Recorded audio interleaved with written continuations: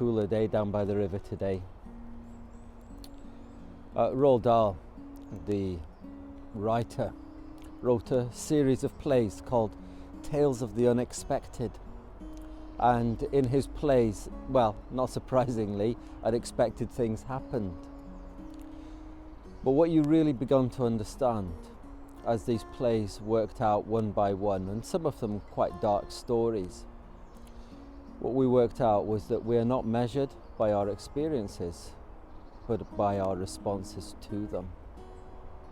We're living in very uncertain days ourselves. Who would have thought that we would again be facing a lockdown in December 2021? Who would have thought that we would still be wearing face masks, that we would still be asked to distance ourselves from each other? Unexpected days. And then personally, very often we're going through the unexpected things in our lives. The surprise battle with cancer, the surprise news from a friend. We live in uncertain days. What measures us? Well, what measures us is our response to them. In the Christmas story, we find Mary and Joseph going through uncertain days. I suspect that for much of their life, it had been quite ordinary, the normal ups and downs. But then, over the course of 9 months, there's an engagement, an unexpected pregnancy, a journey to Jerusalem, a birth without the circumstances that you'd want around a birth, without the care and the protection you'd expect and want and desire and plan for, a birth and a manger in a stable. And then, surprise, surprise, shepherds and news from angels and heavenly choirs. Later on, the surprise of wise men and an evil king's edict. But what measured them? What measured Mary and Joseph was their response of faith.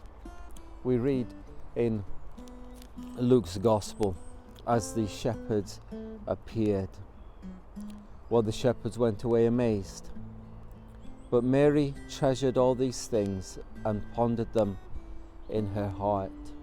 The shepherds returned glorifying and praising God for all the good things they had seen and heard, just as had been told to them. Mary's response to what was happening in her life, some of it quite traumatic, was to treasure and to praise and to ponder. Well, she could only do that because she knew some very key things. First of all, she knew that Israel was in God's hands. She knew that God was working out a plan for his glory and her good. She knew that her life and the life of her husband was in God's hands, and the life of her child was in God's hands. And that's how we will survive through uncertain days. Whether we're receiving good news or bad news, how we respond is very important. The Christian can say, well, my life is in God's hands. The life of my children are in God's hands. The life of my country is in God's hands. God is working out his purposes for his glory and my good. I pray today that you will know this deep peace of the presence of God in your heart. Well, from me and my little friend here, down by the riverside, he's still looking for fish. Stinking fish. Yeah. Have a good day. God bless.